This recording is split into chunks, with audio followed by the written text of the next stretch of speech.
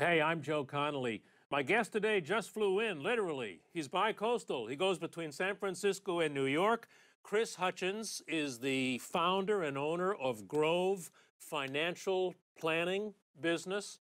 But he has an entrepreneurial history, even at an early age. And I'm fascinated by the name and purpose of the company that you founded back at the start of the recession. Tell us about Laid Off Camp. Sure, yeah. So back in 2008, I was living in New York, and I had just gotten moved to San Francisco from a consulting firm and got laid off about a month later.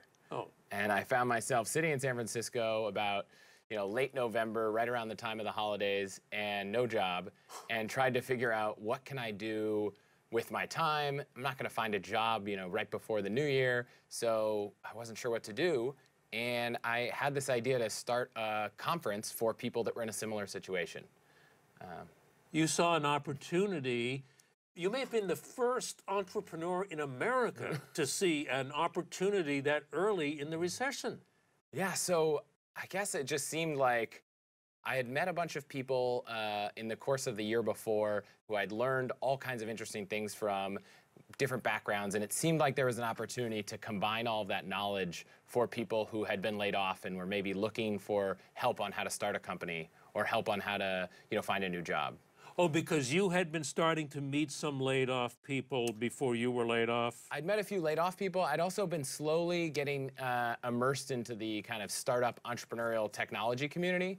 And they had an event that I'd been to called Bar Camp, and the idea was everyone gets together and you create the agenda for the conference on the fly, and people in the room decide what you're going to discuss.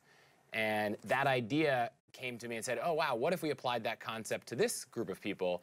And we could have people who had interviewed people for decades teaching younger people how to interview.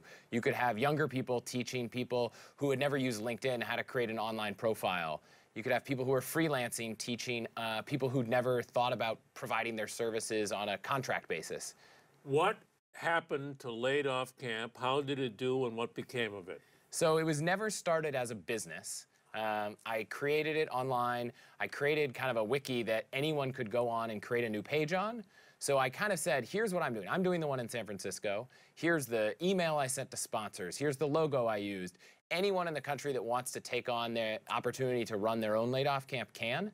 And so we had about 20 or 25 people around the country create their own versions of the conference, did their own thing, and kind of owned it themselves all around the country over the course of 6 or 12 months. Why didn't you charge them a licensing fee or a cost? Yeah, so it just seemed like for the time and the place that this was a group of people that, could benefit from, a service like this and not turning into a business. It didn't seem like something that would last forever. It seemed very temporal and relevant at the time, and it just seemed like the right thing to do was not to turn it into a business. And I think what I got out of it was an opportunity to meet interesting people, to own this interesting brand, to talk to lots of interesting people in the media about what we're doing, and that was enough for me. Now, what does Grove Financial do? What angle have you come up with here? Yeah, so with Grove, I've seen, my wife and I got married in 2012, and we've been trying to go through the process of figuring out what you do with your finances when you start combining them, when you think about buying a home, having children, and all of these things. And there's not really a great place for someone to get help. We looked at the market, we looked at financial advisors, and it turns out in the United States, most financial advisors want to work with people who already have $1 million to invest. A handful of them might work with you on an hourly basis or a fee basis that usually ends up being a little bit over $2,500 a year. Do you actually then started to get a cold shoulder? Yeah, so when I talked to these advisors, not only did I find that it was expensive, I also found that they were really out of touch. So I brought, an example of a financial plan that one of the largest financial planning firms uses, and it was like 150 pages of paper and charts. That's what they give a client? Yeah, this is we understand you completely, and we've given you this thing. It's 150 pages. Maybe if you want to look through it, we can talk about it. And this is not what I wanted. Here, just do this. Yeah, just do this. Oh, my Lord. And it seemed like along the lines in the last few years, we've been talking about this fiduciary rule in the government about whether financial advisors need to act in your best interest. It seemed like there was this opportunity to create a financial advisor, use the background I had in technology to make things really efficient so it could be affordable, but design it for a generation of people willing to go online and share their information virtually. Now, your company's website is? HelloGrove.com. HelloGrove.com. And what is the business? Yeah, so the business is we provide financial planning on an annual basis to clients. We charge $900 a year, though kind of right now we're at early pricing of $600 a year. And for that price, we first have clients fill out a profile, sync their financial accounts so that we can get a full picture of them, and then spend time with our team of certified financial planners. So we actually work with you to come up with what your goals are, to figure out what your priorities in life are, and to really come up with an actionable plan of what you should do to achieve them. This is on the phone or in person or online that you work together? So when we talk, we schedule calls to make sure that we understand our clients. They share information online. Instead of kind of bringing a shoebox to an office with your bank statements, they can do that all online. And then when we deliver our financial plan, it doesn't look like a pile of paper. It's actually an interactive thing on the website. Tell me specifically how you, through social media or whatever, went from startup to immediately having more demand than you can meet. What were the 2 or 3 steps to being that successful? Yeah, I think one of them was when we focused early on building a product. Before we tried to offer it to a lot of people, we spent a lot of time making sure that we really solved our clients' needs. So we iterated on what we told people in a plan, how actionable the steps were, the design of the financial plan we delivered, until we got to a point that people really loved the product. That was our goal, was to really iterate till they loved the product. These are sample testers or family members? These were mostly, actually, with 1 or 2 exceptions, people I didn't know. Oh, really? They were all paying clients. We've never offered any services for free. How did you get the first paying clients? Run an online ad? I think the first few paying clients came from the first financial advisor we hired, a woman named Leslie. She had her own practice before she joined Grove.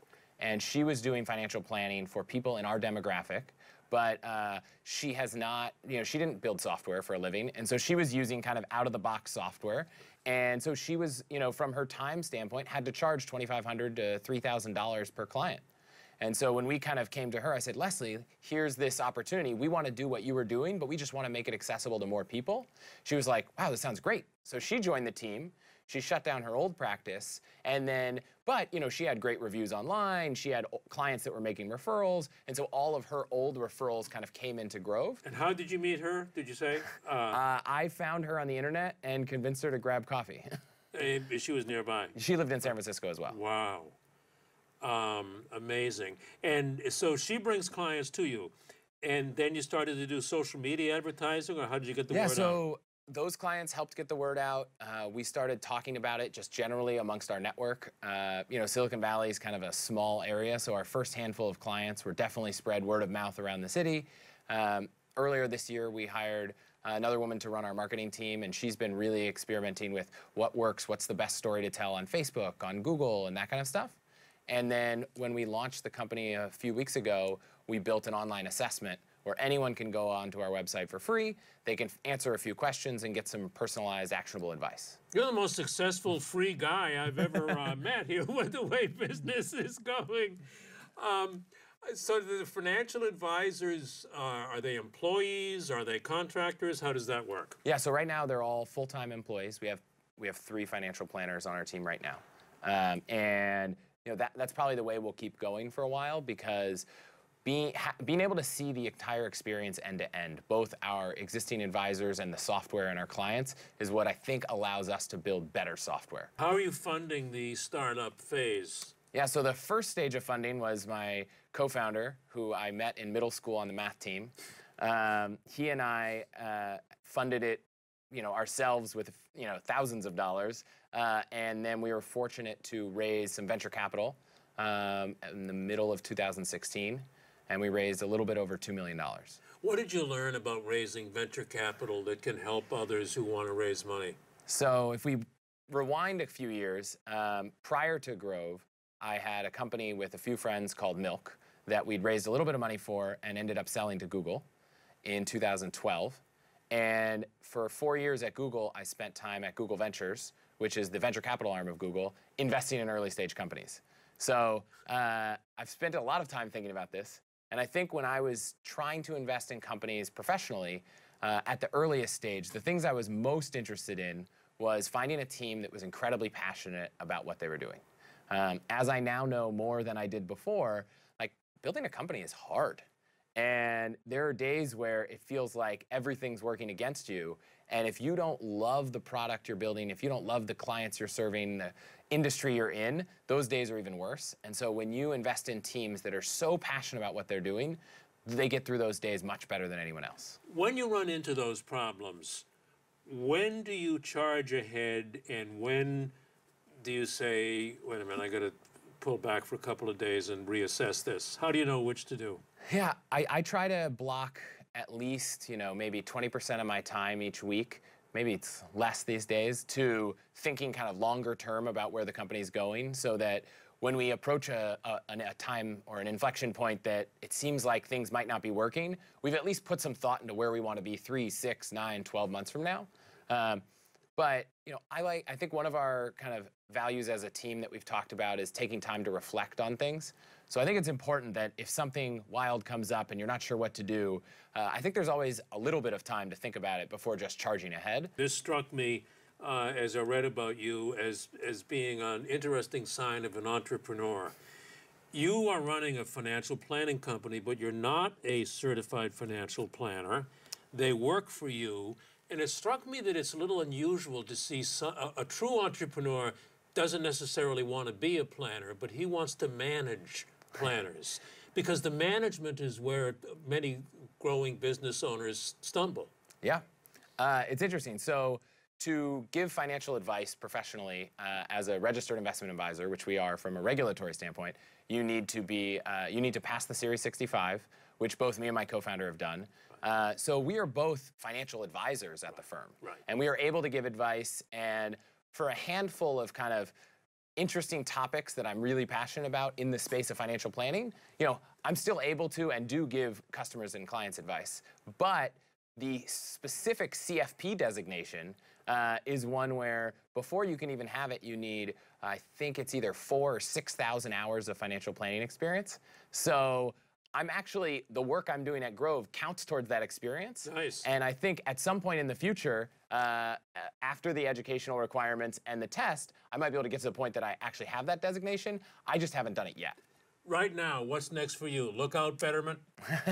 For us, I think right now it's really focused on, continuing to scale the team, hiring more advisors to be able to handle the demand we have, testing out more interesting ways to bring on new customers and help them find financial advice and make it more affordable, and build out the software to make the whole process more and more efficient.